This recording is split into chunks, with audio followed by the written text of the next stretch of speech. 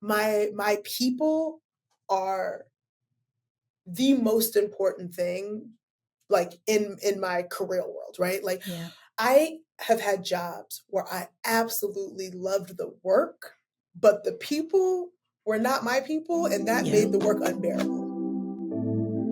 Too often, Black women are a mere afterthought in conversations around wellness, but not in this space. On this podcast, the dialogue is always centered around women like you. Welcome to the podcast, but more importantly, welcome to the tribe. Be well, sis.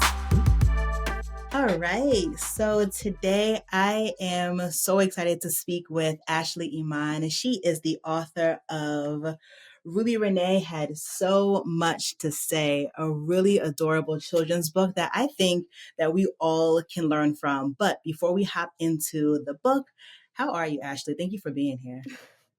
Thank you. I am good. I have been a little overwhelmed by everything that is happening right now, but I'm really grateful to be here. Oh, thank you for being here. So, Mhm.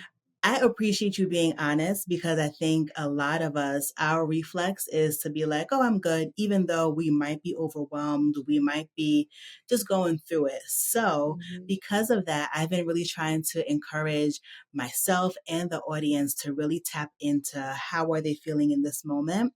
So, I'm going to ask you, how are you doing PMS? So, P is physically, M is mentally, S is Mm. spiritually. So, just like a little blur about each and like really just check in with yourself. I love that.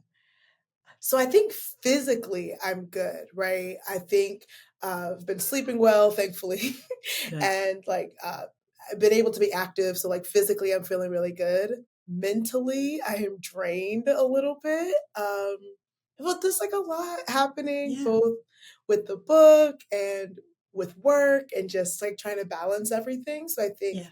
that I'm feeling a little drained mentally. And spiritually, I'm in a really good place. I think Good. um, I've had a lot of opportunity to kind of grow, I think, in my own faith. And I just set up a nice little like room in my house that's just for like me reading the Bible in the morning. It's something I I felt love like I it. needed to do, Mm-hmm. and I was able to create that. And so I think honestly, the spiritual health that I have right now is the only thing that's sustaining me as I feel Yeah. mentally drained. I So feel you. I'm Yep. feeling good there. Good. Good. Well, thank you so much for sharing. Thank you for like Mhm. really tapping into yourself. And Mhm. you mentioned the book is one of the things that is kind of overwhelming right now. Mhm. Firstly, I hope that this moment, this season passes and hopefully you'll get back to your rhythm where you feel less overwhelmed. And I hope you have support to help with all the things. I didn't realize that you are also working. So I can imagine it's a lot. Yeah. Yeah. But the book that we're talking about is again, Ruby Rene Has So Much to Say. And what inspired you to write this book? It's that I was Ruby, that I honestly still am Ruby, right?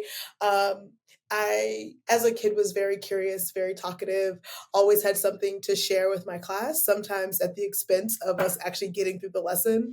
And I remember, having some teachers early on be excited by my level of, curiosity, but slowly, ultimately, like I was silenced in a lot of ways by teachers, and I think I held a little bit of resentment around that until I became a teacher and Mm-hmm. understood just how much pressure my teachers were under, and trying to get through your lesson. And so I developed, I think, a bit more empathy for teachers who are trying to teach a class and have very talkative rubies in their room.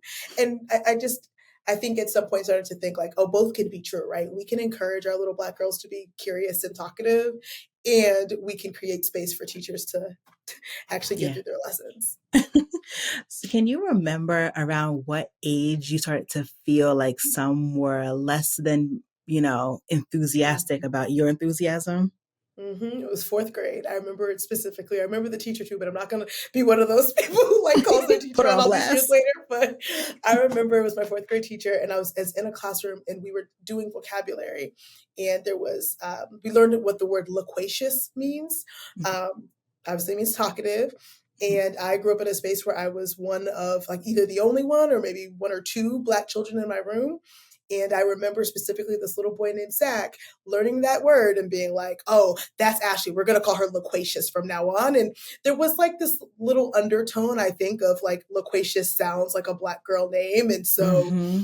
that became my name rest of fourth grade into fifth grade. And I just remember feeling so embarrassed and I just stopped talking. So now that you leave the classroom, how do you balance children who are really enthusiastic? My oldest is one of the ones who like he knows the answer fast, so he wants to be the one to tell all the answers. So how do you balance either the child who is very vocal in providing the answers, or the child who just has a lot of questions and follow ups to what you're saying that may interrupt the flow of the lesson you had planned? Part of it is like I want to create space where like that is the time when we ask all these really great questions, right? So like if you're an elementary teacher, like a morning meeting or like a closing circle is a great time to give students opportunities to talk.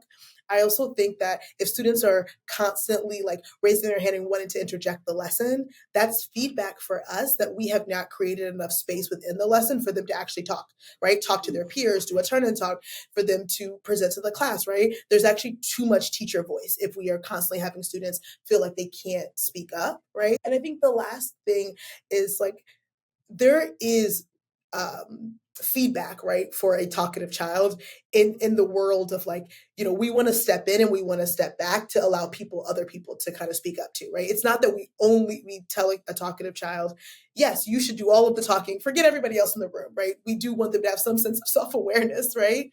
And so we can Mm-hmm. actually just teach children about kind of like how much airtime they are taking up and like provide them with other ways to share their thinking, right? In the book, we talk about a little lavender journal. That's real. My dad did give me a journal to help me Oh, not talk as much in class, whereas where I could still, share my thinking. So I think it's really about like creating the systems for our kids to be able to share. when you were in fourth grade and you were given that nickname Loquacious, did you find yourself shutting down? I shut down. I'm very conflict averse. I do not, I also don't like the spotlight in Mm-hmm. general. This is the thing I've been trying to like parse out lately because I am very loud and like to talk, but don't like the spotlight. And so what I'm Mm-hmm. thinking what it is like I like to talk about other things and like, lessons, topics. Like I like to talk about that, but I don't like to talk about myself. Right. Same. And so I Mm-hmm. didn't like that I was the spotlight in that Mm-hmm. moment. And so no, I shut down. I did not speak at all. And is that what prompted your dad to get you your little journal, or something else? Were there like a No. series of events that prompted this? No, the journal actually happened like 2 years prior, and I still was talking. My dad got me the journal because I got a report card that was saying I was talking too much in class, but the way the teacher wrote it, they were trying to be nice about it, right? Because my talkativeness was evidence of how engaged I was, but Mhm. it still was making things more difficult in the classroom. So the feedback, like she wrote that as a report card comment, and my dad gave me the journal to try to like tamp it down a little bit. Gotcha. Um, Going back to the things that you mentioned about how Mhm. you manage your classroom and how, that is feedback. I agree. I never considered it that way. And to your point about how educators have so much stress about all that they need to get through within like a day, a week, a marking period. Mhm. It's hard, I feel, to navigate the balance between letting her be and letting her, just be her full self, and also you getting through what you need to get through. Because when I think about myself, I realize that I do not like talking about myself or being the spotlight because um I think because of I've had experiences in seventh grade where I was told that I was disruptive. Meanwhile, we're talking about science, and I loved science since I was a child, and I thought I was engaging. And Mhm. because of that, I was just like, you know what? I don't want it to be about me. Let me just back up a little bit. Mhm. So I still like to say that I think a lot of the messaging we get as children stay with us as adults, and we sometimes have to find who we are again. And then a lot of the things that we were taught as kids about who we are and how we are has to be unlearned in order for us to feel full. Is that one of the things that also inspired this book? Oh, yes. 100%. So I wrote this book during the pandemic because I was a teacher and at least when they first sent us home, we didn't really know what was going to happen. We hadn't officially started virtual learning. We didn't really have packets. So there were like a few weeks where I didn't know what to do, and I just was kind of sitting with my thoughts. And Mhm. I have never had time like that. I started teaching at 20, which is a little bizarre because I rushed through Yeah. school, right? So I Wow. graduated high school early and then I graduated college early because I'm always just like going. I'm just, Next. that's What's just the my next thing? personality, Uh-huh. right? And so even as a teacher, we get summer breaks, but I never took a summer break. I'm like, oh, so I get a summer job, right? I'm going to do something else. I never took vacations. I don't know why that was my personality, but that was my personality. I might have some thoughts at another time about why I don't ever like to stop. I have some thoughts. I feel like I know. I think it's superwoman syndrome. I think Hmm. Black girls are taught to keep going, keep going. You can't sit, you can't rest, you can't be with your thoughts. You have to keep moving. But that's an aside. Go Yes, ahead. yes, yes. In that pandemic, uh, there was nothing I could do, Yep. and it was. And it's always so weird for me to talk about the pandemic in this like positive light because so many people died and it was such a Yeah. devastating time for so many people. And for me, it was a moment of pause that I desperately needed. And I would never Sure. have created that for myself, right? Mm-hmm. And so I think in that time, I had the opportunity because I've kept journals my entire life and I had nothing to do. I just started going through and reading journals, right?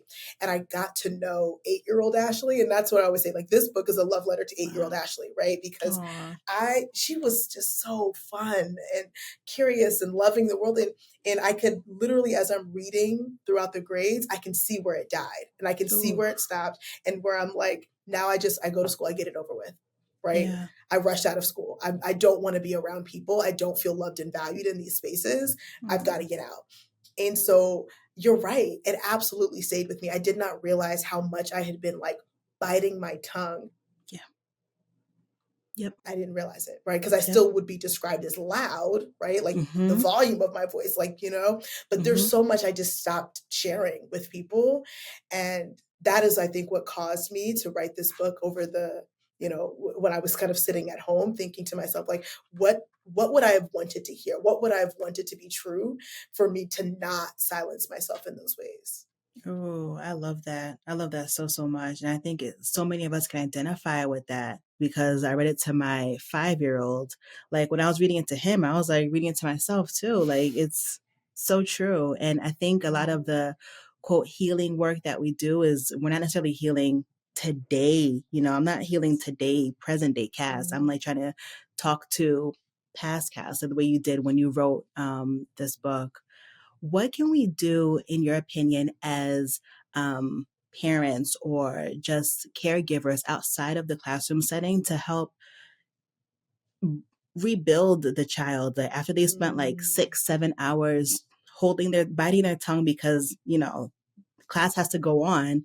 Mhm. How can we help them feel like they're their full selves again when they're outside of the classroom? I think we've got to ask like really targeted questions that are more open, right? Um, Asking like, "How was your day?" Fine, like that's all we're going to be Hmm. able to get. But like, if we're able to dig in a little bit deeper about like, tell me about what you learned in your math class today, right?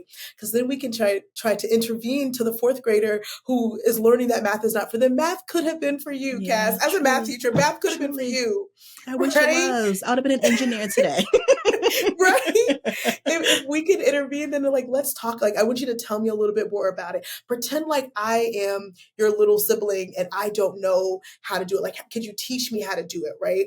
I think anytime we put kids in the leadership role where they get to be the Mm. person, like to be the expert and tell us everything about it, we are empowering them more to actually use their voices.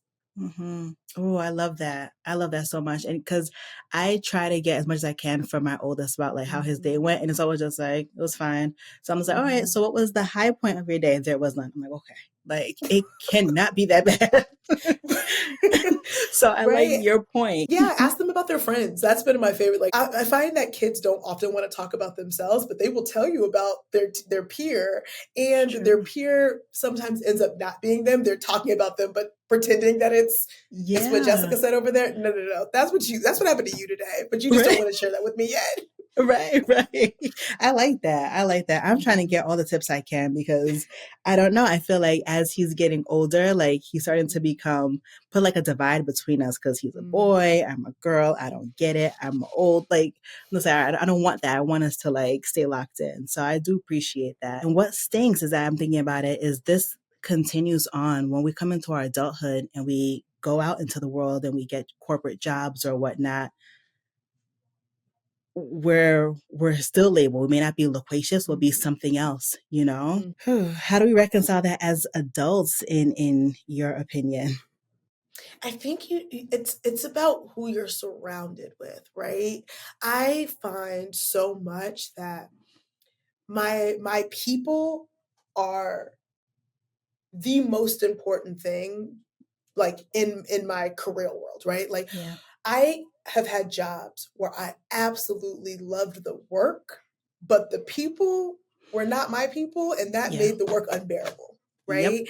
And Yep. so I think in my current role, like similar to Ruby, right? Ruby was able to channel her talkativeness in a really beautiful way because of the adults in her life, right? They Yeah. created the space and helped her to do that. I would not have been able to grow in my career had I not gone to a new job where I had this wonderful Black woman manager who 6 months after me joining the team basically said, I want you to take my job one day, so now let me prep you to do that, right? Like Wow. she is so, I don't know, right? And so now I consistently think about the ways that I can make space for other people, Hmm. and like how am I creating the space for other people to be their best selves? And Hmm. that would not be true without her, right? So unfortunately, I hate to say it, but like sometimes it actually isn't a you thing. Like your experience in a place, you don't have as much control over it as you think you do. But Yeah. you do have a lot of control over other people's experience in the space. And so like what are the things that you can do to make it so that other people either that are there right now or are going to be coming after you are going to have a really positive and affirming experience. Hmm. I love that.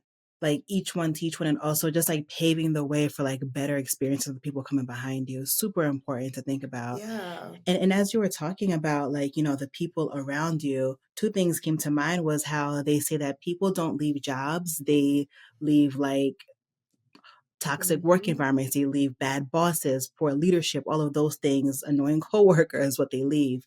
And I also Mhm. think about how it's super important to have that community aspect, whether it's within the workplace or just our everyday lives, our family, our friends are super important. And that's something that I think is really important for us to instill in our children as well, especially as I think about how my kids' childhood is different than the way that I was raised. I was raised like my cousins were literally upstairs and downstairs from me. It's not like that anymore here. Like we Mhm. live across the different states. So just instilling that sense of community in our children is really going to be important for them to like have spaces to be themselves as well. So you were mentioning in the beginning of the conversation how you were a little bit overwhelmed with not only the book and also with work. So how do you pour back into yourself? How do you take care of Ashley? I am a nature girl. If I could be outside all day, I would be outside all day, preferably barefoot, which my friends and family absolutely can't stand. They're like, who behaves this way? But I love to like put my feet in the dirt. Like that just like really grounds me. Um, and specifically, if I could be at a national park, I love national parks. I've also been a barefoot girl. I've Yes. it does something. It does something. I get it. I And get I it. get, I'm like, I'm not going to be barefoot in the Walmart. Absolutely not. I'm talking about like, In your that's nasty. I'm backyard. talking about Yes. being outside. It does something Yes. to you. I don't know. Yes, I agree. Yeah, and I have not gotten into the national parks yet, but it's on the list of things that we're gonna do. What are your, let's say, top three? I have very strong opinions about national parks. Okay, Okay. so my favorite of all time is Great Smoky in Tennessee. Okay. It's otherworldly. It is such a beautiful place. I think that's Hmm. number one for me. Number two has to be Shenandoah. I think I'm a little bit partial because that's my closest one, so I can get there really, really Gotcha. quickly. And it's just like a really good park, especially for families too. So like they have good like beginning friendly trails, but also some more advanced ones that I'm working up to. Hmm. Um, and then I think the last one has to be Mount Rainier. Um, that one's in Washington Washington. State. Okay. Okay. I went there for my 30th birthday. Of course, for my birthday, I insisted on doing like a trail of like, I love it. road trip across all these really great national parks. And Mount Rainier was just, it was very challenging. That one I do not recommend to beginners. I was struggling, but it was beautiful and some of like one of my favorite trips I've taken. I am going to make a list so that way we can start visiting some places. The thing is, nobody likes to hike. I'm the only one who's like venturing off to hike. Like everybody else, like my husband will come if I like drag him, but he's just like, but it's okay. I'm gonna have to go by myself or find some You friends who can, like the same. I think there's some new organizations that are coming up because like there are Black folks that want to be outside. There's not as many of us, like let's be real, but we Hmm. exist and we kind of like connect on Instagram and go Yeah. outside. I actually found a group that is based out here in Charlotte. I forget what it's called. And I've been telling myself I'm gonna go, I'm gonna join them, but I'm so introverted. Like I don't like being the new person by myself. But Yeah. I got one day I'm gonna put on my big girl panties and just go and do it. But what are some other ways that you pour into yourself? If you can't, let's say the weather is not great and you just can't get outside for whatever reason. I really like to cook. I especially like to cook things that I grow because I garden a little bit. Um, Same. Yeah. So I really like to like pick a recipe that I have no that I've never made before, right? Because I think in some ways being a little bit like uncomfortable but in a safe space is really healing for me because Hmm. it's like, oh, you made a mistake, it's fine, like it does in the big scheme of things it doesn't matter. It's kind of like True. a mini version of exposure therapy for me. Like when I'm feeling very uncomfortable, I like to create some discomfort in a very comfortable place so that I can remind myself Hmm. that anything that I mess up can be fixed. Like it's Yeah. totally fine. So I'd Yeah. really like to try a new recipe and just, take some notes and figure out, I just like to try new things. Yeah. I like that. What are you growing this season? I'm so excited. Okay. So I have okay, I'm growing snap peas. Of Mhm. course, my tomatoes, peppers, and cucumbers. And for Mhm. the first time, I'm gonna try to grow okra. Oh. My grandmother is an avid gardener, and her Uh-huh. okra, like being, I remember like growing up and being on her land and like eating the like blackberries Mhm. from her vine, and her Mhm. okra was always, it just always tasted so much better than when we bought it at the Yeah. supermarket. And I'm finally ready to try my hand at growing it myself. I grew okra the first year I gardened, and okra is resilient. It is easy. Like when they started to grow, it was maybe like 2 feet tall, just about to flower. We got a really Mhm. bad storm that made the everything just like lean. I'm just like, well, these are dead. They're gone. Nope. I feel like that storm made them better because they grew so tall, flowered so beautifully, produced so much like more okra than we can use. We had to like freeze some of it. That It makes was me feel a good better one. You know what? I have because I not was succeeded at it. nervous. No, you got this. Okra is your friend. You got this. Okay, Like good, if you've been good. gardening, especially, you got this. Hmm. Cucumber. Me and cucumber did not get along. My cucumber, it was so hot last summer, or was it the summer before, that they got the sun cooked them before they were like mature. So they just Hmm. tasted terrible. But I'm excited for you. Excited for Yeah, you. thank you.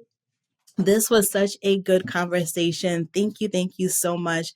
I am going to link Ruby Rene has so much to say. I'm gonna link that down below so that you can go purchase yourself a copy for any of the young people in your life. Honestly, I think it's just a good book and it's pretty. It's a visually stimulating book for like adults as well. Yeah, So shout out to Gladys, our wonderful illustrator. yeah, she did an amazing job. Gladys Jose Mhm. did an amazing job.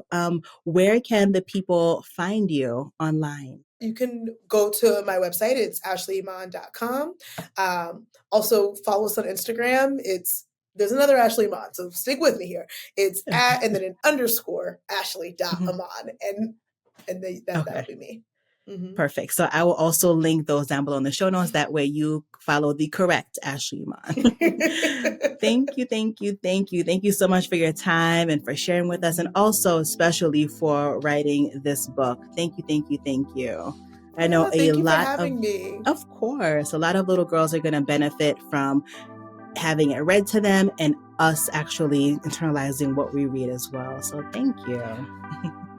Thank you for listening to this episode of Be Well Sis. If you'd like to get in touch with us, there's a link in the show notes. Be Well Sis is hosted by me, Dr. Cassandra Dunbar, and produced by Edit Audio. Don't forget to hit follow so you never miss an episode. Until next time, be well, sis.